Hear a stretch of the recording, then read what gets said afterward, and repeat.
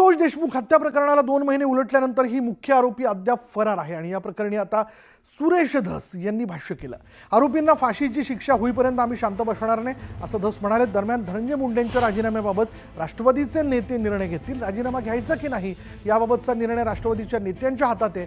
मात्र या प्रकरणामुळे त्यांच्या पक्षाची प्रचंड बदनामी होते असं धस म्हणाले। दुसरीकडे त्यांनी मंत्रिपदापासून दूर व्हावं अशी मागणी हे त्यांच्याच पक्षाचे नेते आणि आमदार करतात। प्रकाश सोळंकेंनीही हीच मागणी केली आहे। मात्र मी स्वतः त्यांचा राजीनामा मागितलेला नाही असंही धस यांनी यावेळी बोलताना स्पष्ट केलं। हे जे संतोष देशमुखांचं प्रकरण आहे, महादेव मुंडेचं प्रकरण आहे, या दोन्ही प्रकरणाच्या बाबतीत 100% शेवटपर्यंत आमची जनतेची जी अपेक्षा माझ्याकडून आहे की हे फाशीला जाईपर्यंत आम्ही गप्प बसायचं नाही। हे सगळेच्या सगळे लोक फाशीला गेलेला आम्हाला पाहायचं आहे संतोष देशमुखच्या प्रकरणातलं। पण माझं मत असं आहे की त्यांचा राजीनामा घ्यावा किंवा नाही घ्यावा हे सर्वस्वी माननीय अजितदादा, प्रफुल्लभाई पटेल आणि त्यांच्या पक्षाचे प्रदेशाध्यक्ष श्री सुनील तटकरे यांच्या हातामध्ये आहे।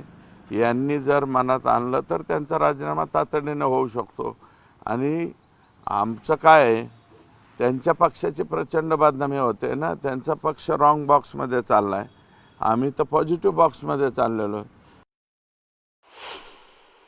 त्यांनी त्या पदापासून दूर व्हावं अशा प्रकारची मागणी त्यांच्याच पक्षातले आमदार बऱ्यापैकी करतायत। आमच्या जिल्ह्यातले त्यांच्या पक्षाचे ज्येष्ठ आमदार श्री प्रकाश सोळंके यांनी ती मागणी केलेली आहे।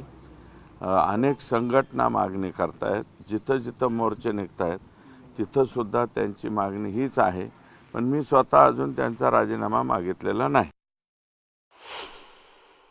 लोकशाहीतला त्यांचा अधिकार आहे, परंतु धनंजय मुंडेंच्या बाबतीमधली स्पष्ट भूमिका सगळ्यांचीच आहे की सध्या त्याची ज्युडिशरी इन्क्वायरी सुरू आहे। त्या प्रकरणाची कोर्टामध्ये मॅटर आहे। काही लोकांना अटक केलेलं आहे। आयजीच्या अध्यक्षतेखाली SIT नेमली गेलेली आहे, त्याची देखील चौकशी आहे। आणि त्याच्यामधनं जे काही निष्पन्न होईल, ज्या चौकशीतनं निष्पन्न होईल, आमची शिवसेनेची भूमिका स्पष्ट आहे की जे संतोष देशमुखचे मारेकरी आहेत यांना फासावरच लटकवलं पाहिजे। अशी प्रवृत्ती म्हणजे परत वाढणार नाही ही भूमिका पोलिसांनी घेतली पाहिजे। त्याच्यामुळे जोपर्यंत त्याच्यातनं काही निष्पन्न होत नाही, ते शेवटच्या टोकापर्यंत पोहोचत नाही, तोपर्यंत धनंजय मुंडेंबद्दल बोलणं मला योग्य वाटत नाही।